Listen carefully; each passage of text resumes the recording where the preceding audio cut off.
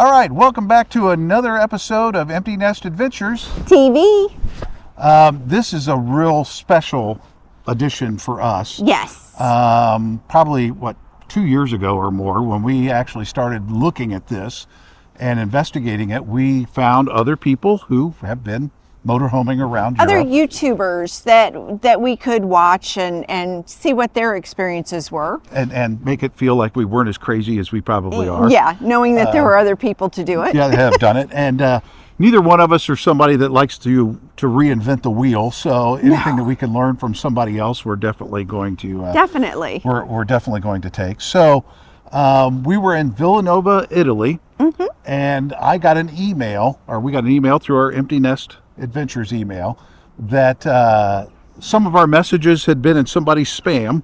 Yeah. And they found them and wanted to know where we were, and we sent them a message, and they said, hey, you're only about 150 kilometers from us. Come see Here us. is a great campground that's near us. Why Yes. don't you come and stay, and we'll meet up. And that's what we did. Yes. And that couple is Andre and Lisa of We Will Nomad. We Will Nomad. So if you look up wewillnomad.com, I'll put it on the screen. They have a YouTube and everything else. They're a South African couple. Yep, who they traveled does- around Europe for like 6 or 7 years. Yes. And we found out in our conversation with them that they did some backpacking in Yeah, they Asia. started out backpacking Yeah, and before that, so- and then got their camper and went from there. So They have a camper named Millie. yeah. So we arrived at the campground, and it was a beautiful campground. Oh, This it is was very a- nice. in olive groves. And the shower was really, really nice. Yes. Yep. And we could see the water from up where we were. Yep. So we got settled in because we got there. It was kind of late in the day when we got settled. So the next day we met up with Andre and Lisa around noon, I think it was, or a little bit after. Yep. And it started out with them giving us a quick kind of tour of where they live now, because they just bought They bought a house in property Italy. this year, I think it was, sometime this year or last year or something. I think it was last year. but last yeah. year. And it has an olive groves in it and some other things. So they It's showed us that. beautiful. It's beautiful.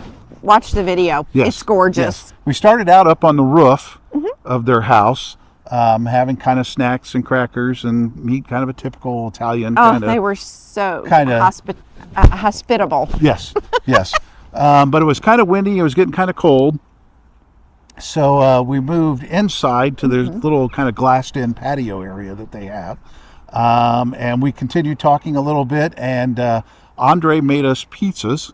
Oh, they their were little so, oven. and salad. Yeah, Oh, yeah. it was just Yeah. so fresh and amazing. Yeah. It was very, And very they good. were thanking us for visiting them, and I'm Yeah, like, no, are you crazy? you just fed Yeah. us a really good meal. So once dinner was completed, they had brought out some figs that they had Oh, made yes. because they had fig trees.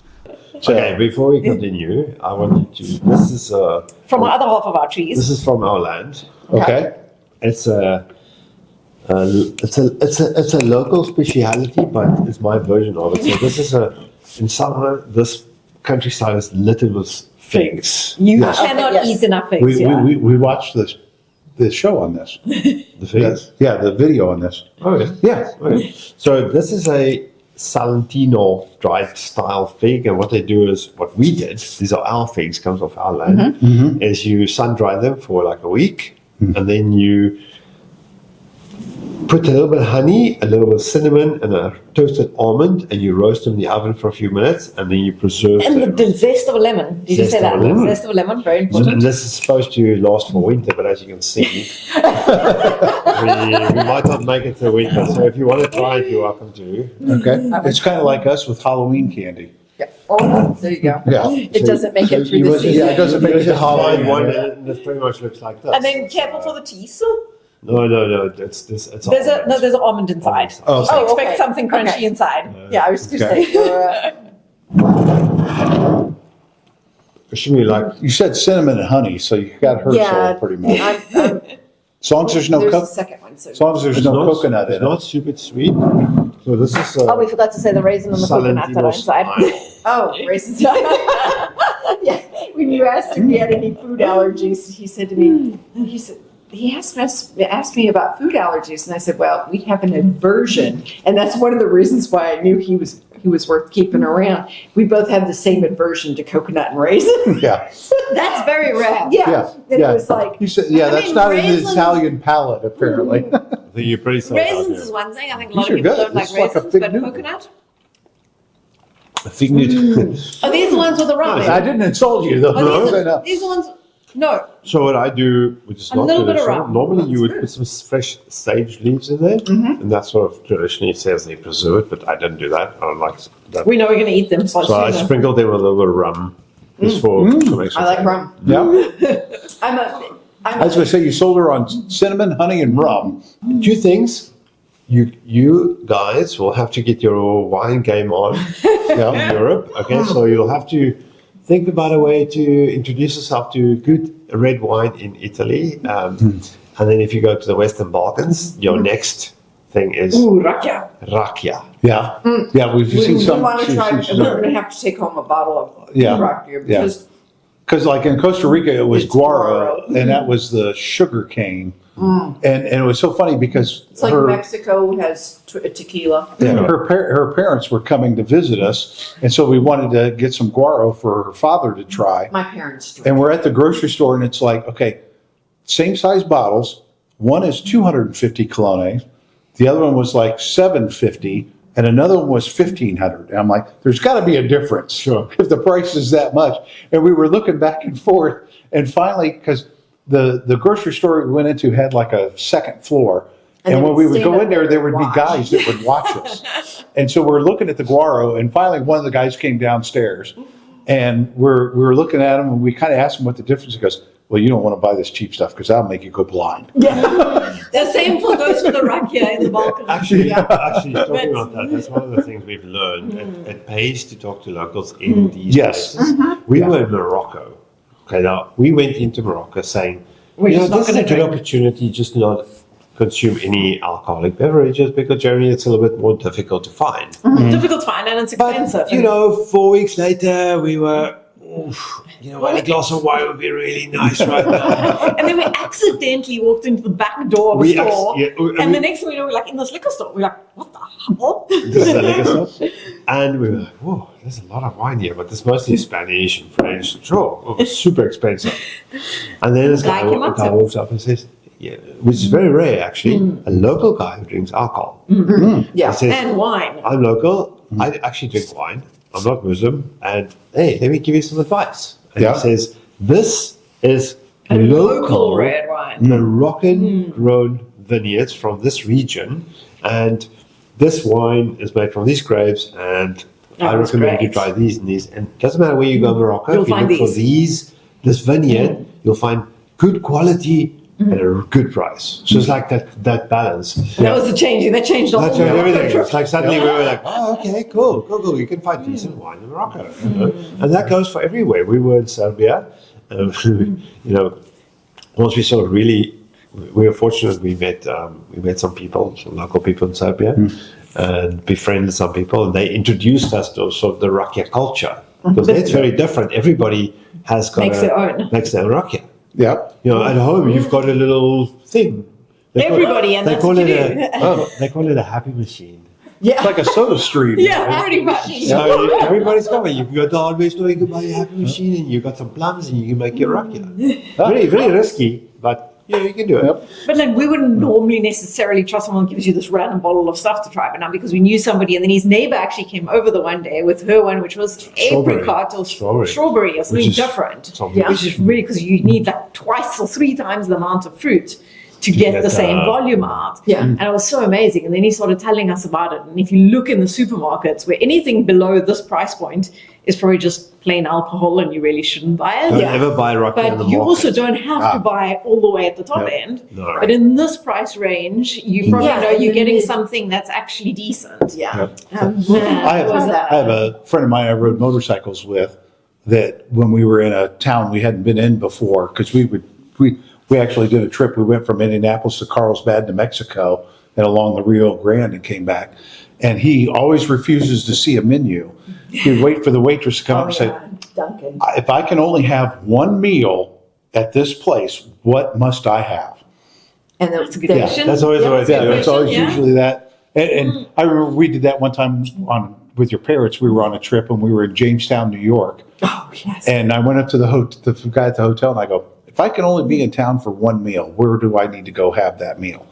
And he told us this place and he looked at the kids and he goes, if the kids order a kids meal, tell them to share it. Really? I mean, And I'm Wow. like, okay. Because her dad got beef stroganoff and the plate was like that big, full of it. And they had spaghetti and meatball. Just meatball. When it came out, it was about as big as this jar. yeah, it was huge. And both her kids were like, I can't eat that. That's something we actually was very difficult for us to manage in the States. But anyway, I want to tell you a different story. Portion Rakia story. talk. Yeah. Rakia story. And, So now coffee we're waters. leaving with the Balkans. Okay. And we're getting panicky because we know this is our last chance to take Rakia with us. And we've become sort of addicted to this Rakia thing. We know we're going north, it's just going to get more expensive. We're going up Because into now Denmark. you go to Germany, it's suddenly it's schnapps. You know what Yeah. schnapps? Yeah. I want Rakia. You know? So we're going to stock up on Rakia. But we're like, oh no, we have to cross into Hungary, and that's not part of the EU. What if we limit it to what we're allowed to take into Europe?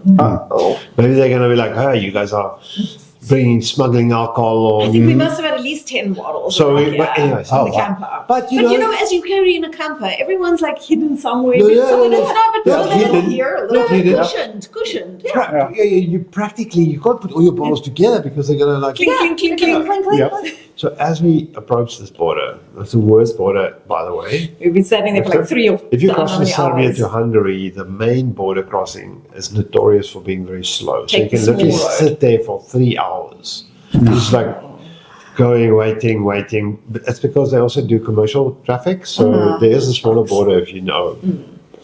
But inadvertently we landed up at this border. And we're like, oh, okay, cool. We're sitting there. And 2 hours later, there's one vehicle in front of us. One vehicle, and on Every the sides, car, he jumps up. every car gets searched. Yeah. Nobody just gets way through. Nobody. And we're just watching this all I'm like, happen. There's you the know last what? guy's in front of us, This his guy- boot is open. This guy's going to get into the van. Okay, he's going to look around and then he's going to open the wardrobe and he's going to stick his hand in. This is not my paranoia. Sorry, Yeah. Yeah. mosquito. That's me. I'm paranoid like that. He's going to find this hidden bottle and he's going to be like, What are you guys- smuggling? What else are you smuggling? And then he's going to do this aside and he's going, there's van apart. Because you know, you hear these stories. Okay? Them checking everything and tearing. So like in this last moment, Jumps up. I'm like, oh, I'm jumping from behind the driver's seat, and I like, there's this 2 bottles of Rakia in the wardrobe behind the clothes. I'm just going to put them up here. Just so they're visible. They're visible. I've Yeah. got nothing to hide. Yeah. Okay. And as I pull the bottle up, I bashed against The bottom. the bottom of the bottle. I bashed against something and it cracks. Oh, And the Rakia started like spilling. oh no. And I'm like, oh no! And it's like Rakia, and I cut my grabs hand. the bottle. And the blood runs down my arm. And I run- look back. And I there's run just to the basin. blood running And down this his is like, elbow. the car's moving, the car is moving. I'm like, run to the basin, I pour the bottle of 2 bottles of Rakia into because they're broken. And I'm trying to like wipe my hands and say, this I'm is- getting in plasters and trying to clean out. This blood's just dripping. The whole I'm like, van smells like oh, Rakia. this is a problem. Yeah, and of course he's holding his hand there, like stopping the bleeding. And the guy comes, "Can I come in?" Yes, sure, come So on we in. pull up and the guy comes in and I'm like, And he sniffs and it reeks of alcohol. Yeah. he asks, "Where's the cigarettes?" No, we don't smoke. We don't have cigarettes. Cigarettes, Yeah. What about perfume. perfume? No. It's not Or perfume. like alcohol. I say, yes, there's some wine and some spirits up here. And he opens the cupboard. It's like, cool. But no cigarettes, no perfume. No. Yeah. No. He looks. He And then he says, okay. And he's out. I'm like, whew. I just broke 2 bottles of Rakia. You know what? Yep. The I would say the punchline Yeah. is, I told you guys earlier, normally when we drive, when we leave our grey tank open. Yeah. Yeah. So the great tank's open. Our grey tank's As we open. drive over that border, And we this just look behind. Rakia, which I put down the basin. Yeah. It's pouring It's out. pouring out. Pouring out. These two, With the not a blood. lot, but as I drove off, I see this little. Stream of Rakia behind us. I was assuming it's Rakia. I mean, Tell us in let's see, but in all of your travels in Europe and in England and all of that. Places that we should not miss, that are like once in a lifetime, just don't miss it. Europe. Andre and Lisa's fault. Europe. Check. Well, we can go home and get a divorce. Done. Done. Europe specific. I don't, we actually get this question quite a lot. What's your favorite location? Where do you like the most? Oh, what's your favorite country? Well, firstly, most people, and this is coming from a position of privilege, we travel slow, so we can really savor a location. Right, I think this is right. what you guys will experience in Yes. a way. And the more you do this, the more you realize it doesn't matter how much time you spend. You can't see a country in one visit. No. You can't Yeah. experience. I can't go to Paris and say I saw France. Right. Yeah. A lot of people say, well, tick, I saw Italy, I went to Rome. Well, tick, I went to... That's not how it works, unfortunately. So it's very... And this is a long way to say, like, we don't have a favorite because I try to be humble. This is called humble bragging. Yeah. You can't see everything, so I can't have an opinion on it. No, really. I think the thing is also that the things that stand out are always just the unexpected things. I think that's that's an Right. easy answer to take, like a cheat answer. But if it's unexpected, anything that you expect, you can always have a disappointment if you have high expectations of a place. Yeah. I think the one place, though, ironically, that I had high expectations of that didn't disappoint was the Eiffel Tower in Paris. And actually going to Paris, ironically, after we put it off for how many years and saying, I just don't want to go there, I don't want to be disappointed. Okay, but I put a little pin in this because I think the way we did Paris was the right way. different. And I know it's How did you completely... do Paris? We took our time. We took a week. So did you do the camper van and you did Yes. Paris? No. So we played up a few options, but we actually got a campsite in close to a nice subway stop or train stop. And we stayed there for a week. Yep. And we went into Paris for a day. We came back. We relaxed. Oh, it's and a then we go 20, 2 days 25 later. We go minute back. train And we ride. relax. Okay. That's Okay. what- So you didn't go every That's day. what we No. thought. No. Yeah. You could go for a day, take a day's break, just relax, and then have enough energy to go and sightsee Yeah. another day. And then on the third time you go into the city, you've now seen the main things, and you can actually just enjoy the atmosphere and the ambience. So do you have that campsite? Yes. I mean, Actually, we got a video, and it's a bit of an obscure video. It's just like I'll send the link to it. It's about Okay. how we did Paris because it was more about, and this is, it sort of exemplifies every destination because what do you want from a destination?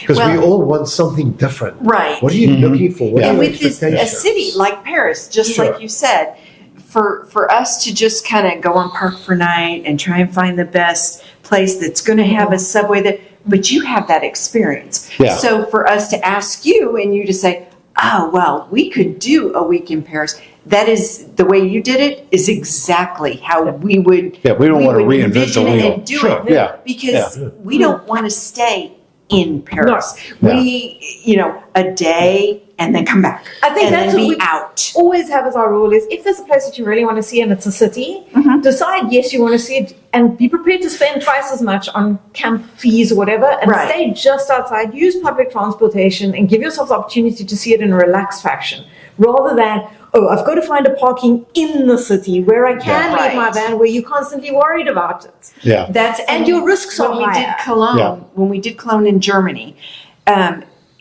when we found our spot, it was outside, and we said, okay, well, how are we going to get in? So we started looking at the bus, but the bus, you had to take a bus from here.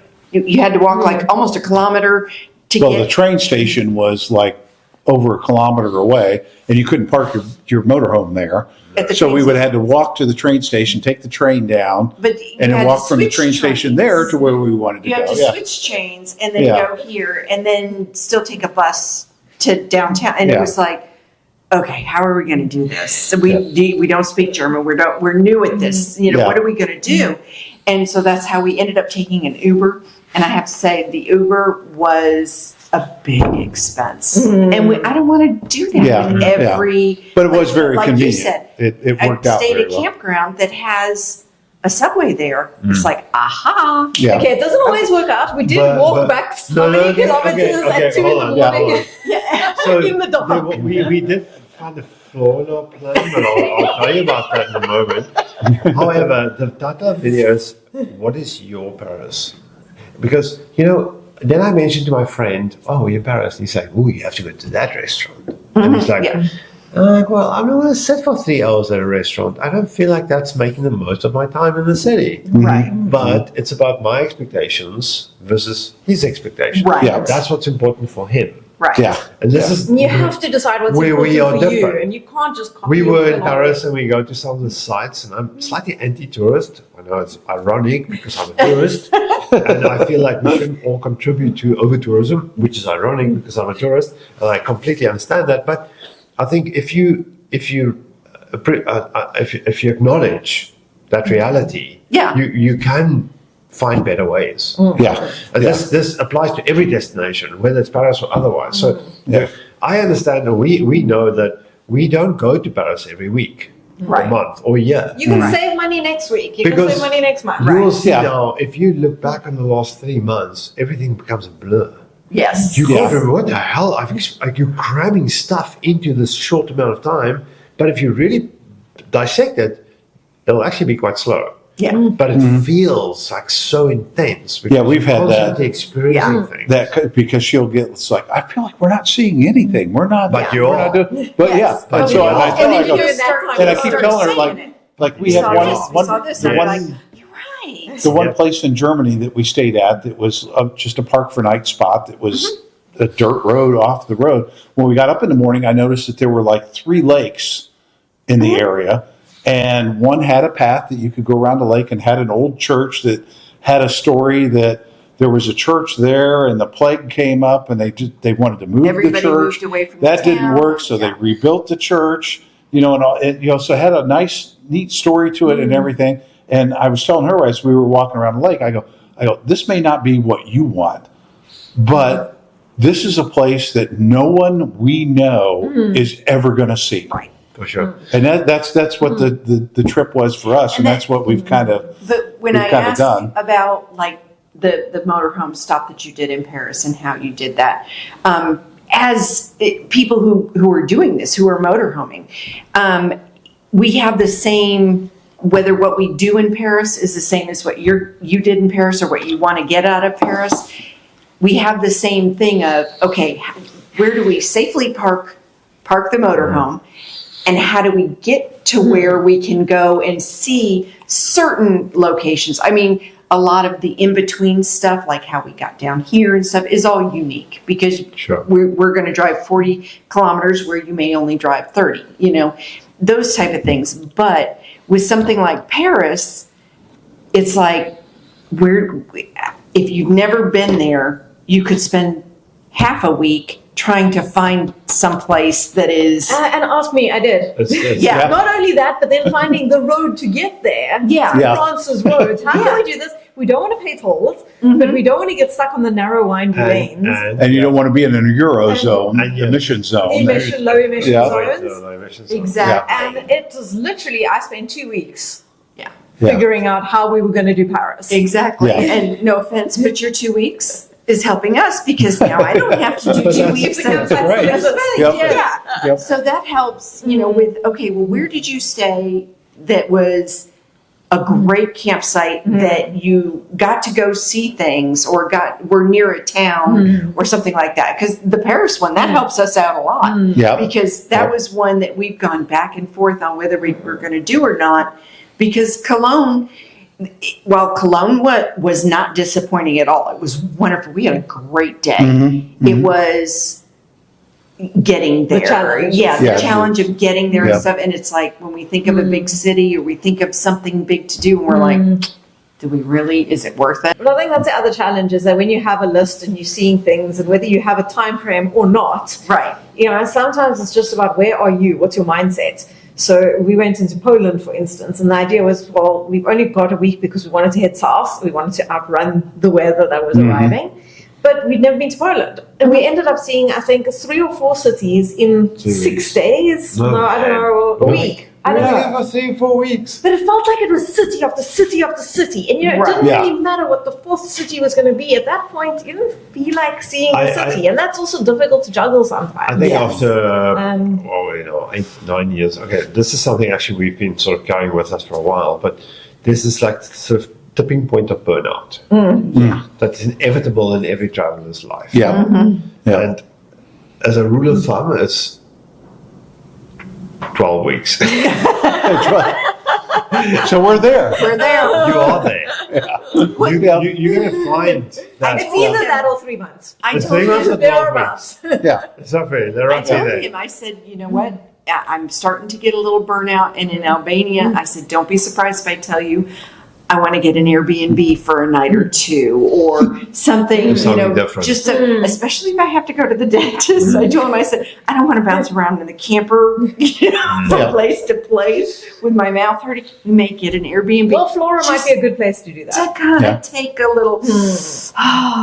But yeah, I agree. You can Yeah. you get travelers burnout. I think you do adapt. I mean, we've spent more than 1,000 nights in the camper. Okay, so that's like a significant number. Yeah, of days. that's a Yeah. lot. Yeah. And you just you tend to normalize things over time. Yeah. So you learn how to sort of adapt your lifestyle. When things go bad, it means it's normally when you fall ill. Something goes wrong, so Yeah. you don't feel well, Yeah. and that's the most difficult thing to deal with if you're on the road, because you don't have that same sense of comfort. You can't just like Right. hunker down or be in a comfortable I can't place. just lay in bed all Well, day. when And you we- know, like you still have to go find fresh water. You still You need to empty your still- toilet. You still Exactly. need We to were do certain in- The things. necessities. We were in Winterschink, Netherlands, at a place called, what was the Oberlink, which is like a huge camp store. I mean, it's like an IKEA Oh, yeah. type camp store. And that was You've when I never been to discovered Oberlin? that the Oh. motorcycle Sounds rack dangerous. was vending. And I was at the point where it was like, we're just going to go back to Harrow's, take the rack off, sell the motorcycle, and forget about having the motorcycle. Yeah. And so, yeah, that was definitely one of That those. was his kind of tipping point on that one. Yeah. But we were talking to Tymic, and we were talking to the guy that made the rack, and he's like, no, I can fix it. So, yeah. That's exactly my point. I think you Yeah. find your rhythm in a way. You realize that you Yeah. can deal with these sort of challenges on the road. It doesn't change much. It's just a slight inconvenience. Yeah. Yeah, we've had our recent one, I think we're hitting our that now. little area where our kitchen and in between our kitchen and our bed, and we find ourselves standing there, it's like, you're taking up the hallway. Yeah, you're standing in the middle of the hallway. There's no hallway. You just Yeah, can't get yeah. around It's each like, other. if you could get out of the hallway, I could get done what I need to get done. What is like the one thing you wish you knew when you started that you found out? That we needed solar panels. Yeah. I think motorhome travel, the toilets and the solar panels, I think were the two Yeah. biggest things. I mean, because we had the 3-4 month stint with my cousin's motorhome, so we lived in, traveled with the motorhome, and I think that allowed us. It definitely gave us a little bit of a heads up as to what we needed in terms of layout and what it would be like. Yeah. Yeah. But going into an old motorhome and also living in it full time versus it's just a holiday. Yeah. And if you're doing YouTube videos, things like that, you do need a lot more power if you're working in a van. So just understanding what it takes to be completely off grid from those two aspects and what a difference it makes to be off grid. Yeah. Because Yeah. when you start off, you also think, oh, okay, it's nothing. Every 3-4 days, we will just go to a campsite.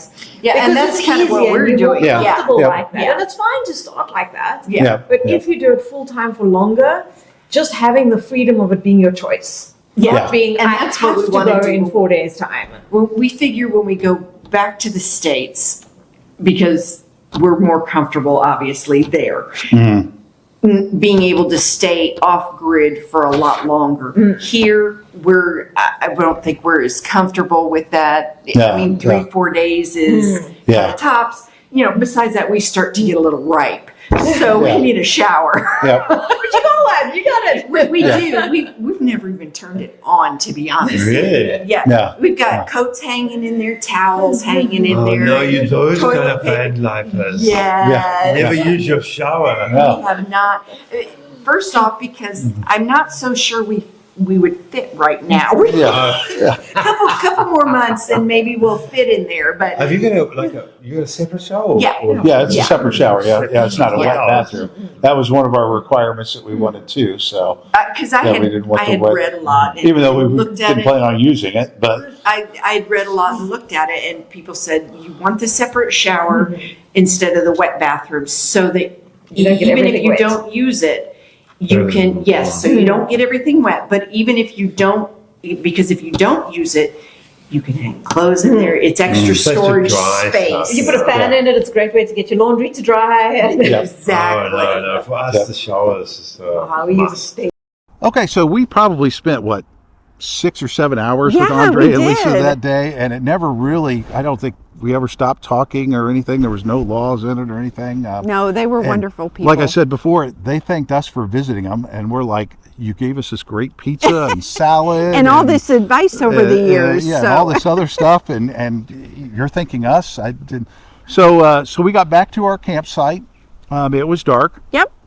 The next morning, I think you did a little bit of laundry. I before did a we little left. laundry and hung it up so And, it would dry. And in addition to our camping, we also bought some olive oil. Some fresh, they make their olive oil from their olive trees that wherever they take it to a press and they make it. So yeah, Yeah, I you bought some can't, fresh olive oil. Can't be in that many olive trees and not buy olive oil. Yes. So, and then we took off heading back north because now we are probably single-digit days, probably 5 or 6 days away from getting back to Bari. We want to get back there early, but we have some things we have to do in Bari first. So we're going to be heading back north to Bari in our next video, Yep. our next Empty Nest Adventure. TV. See you then.